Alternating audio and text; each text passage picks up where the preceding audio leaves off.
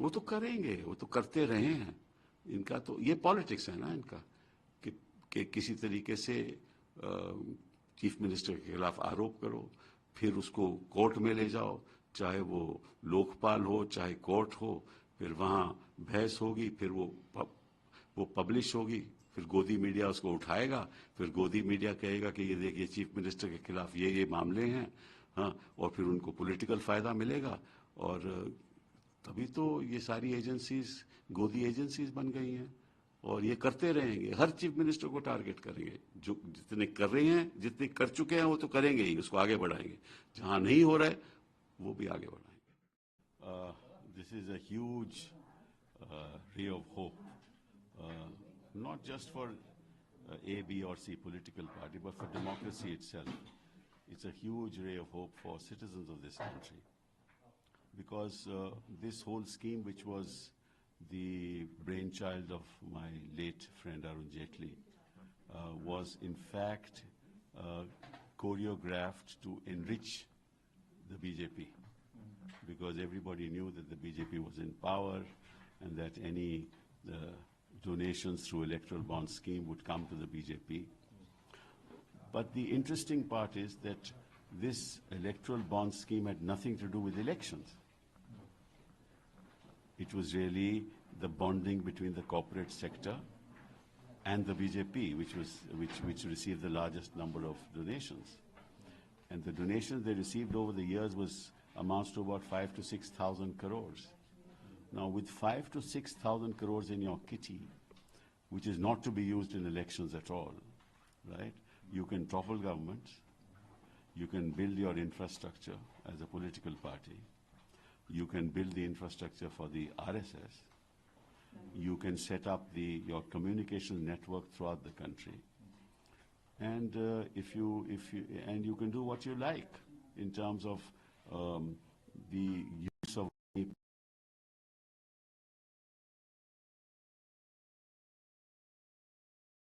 toppled, and there's no accountability.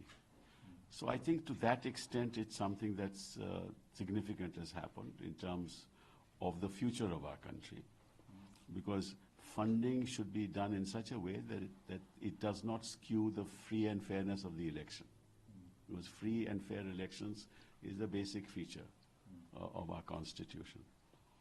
Now the question that arises is, the income tax amendment has been set aside, has been quashed. The amendments to the Companies Act have been quashed.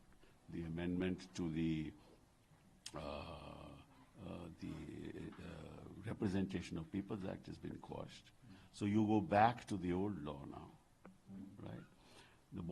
What's also significant is that the State Bank of India, through which the bonds were sold, has to disclose the details of the bond and in whose name they stand to the Election Commission of India within 3 weeks of the date of this judgment. And within 1 week thereafter, the Election Commission has to display it on their website, which means we'll get to know as to who gave whom to which political party. And this doesn't apply only to the BJP. It'll apply to state governments also, where political parties have been funded, whether the Congress was in power or the BJP was in power or other parties were in power, right? So we'll get to know the bonding between those who funded and the politics of the country. And also, you will get to know the quid pro quo, because nobody gives these huge amounts of money without a quid pro quo, right? Nobody would give an electoral bond for 10 lakhs or 15 lakhs. It'll be in crores, right? So if you've funded your political party with 5,000 to 6,000 crores, you can imagine only the rich could have done that. And they must have in the process got some favors. And that's exactly what the Supreme Court says, that nobody gives this kind of money without a possible quid pro quo. Now, what that quid pro quo is something that needs to be investigated. So I think in a sense, this it provides for a level playing field in democracy, right? And it also exposes the BJP to perhaps the biggest, the Prime Minister keeps on saying, where is the scam, where is the scam, or where it is now, Modi ji, right in front of your eyes, your scam, this government scam, The scam that you used for the purposes of political aggrandizement, the scam that you used for the purposes of persuading people to join you, apart from the ED and apart from the CBI. Since you spoke about this, you termed it as a scam, and 2024 election is round the corner, what kind of implication we can expect of this order? Huge implications. I request all political parties to really start a national movement as to how the BJP has stymied democracy, how the BJP, by the use of this kind of money, has built infrastructure for themselves, and how the citizens of this country have been fooled, right? So I think that this has to be a national movement, and I request all political leaders of this country to be part of this. This should be the discourse in every election, in every constituency. जिस तरीके से अभी supreme court का order आया है, electoral bond को constitution और step down किया है, आप कैसे देखते हैं इस? मैं समझता हूं कि एक बहुत ही ऐतिहासिक फैसला है।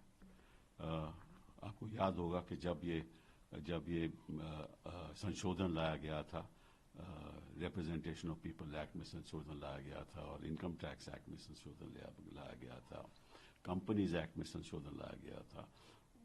इस नजरिए से लाया गया था कि इसके द्वारा जो बड़े बड़े उद्योगपति हैं वो निश्चित रूप से पैसा भाजपा को देंगे, क्योंकि भाजपा की सरकार थी। तो ये मेरे दोस्त लेट अरुण जेटली जी का ब्रेन चाइल्ड था, और इसका नाम रखा था इलेक्टोरल बॉन्ड स्कीम। तो इसका इलेक्शन क्यों लेना देना नहीं है? क्यों नहीं लेना देना? क्योंकि इलेक्शन में तो हर कैंडिडेट को 95 लाख से ज्यादा तो खर्च कर नहीं सकता, ठीक है ना?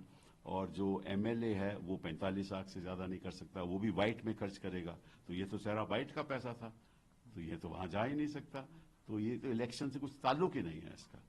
इट्स अ बॉन्डिंग, ये तो बॉन्ड करना था अपने आप को नजदीकी, क्योंकि जो भी पैसा देगा वो टेलीफोन करके बात भी कर सकता है, राइट? उसकी बात भी सुनी जाएगी, उसके काम भी होंगे। तो निश्चित रूप से ये जो इलेक्टोरल बॉन्ड स्कीम है, और सुप्रीम कोर्ट ने जो आज रद्द की है, तीनों income tax, companies act and representation people act की अमेंडमेंट रद्द कर दी है। तो अब क्या होगा कि 3 हफ्ते में जो स्टेट बैंक ऑफ इंडिया के पास जानकारी है कि किन किन लोगों ने इलेक्टोरल बॉन्ड खरीदे और किस पार्टी को दिए गए, वो सारी जानकारी 3 हफ्ते में इलेक्शन कमीशन को दी जाएगी।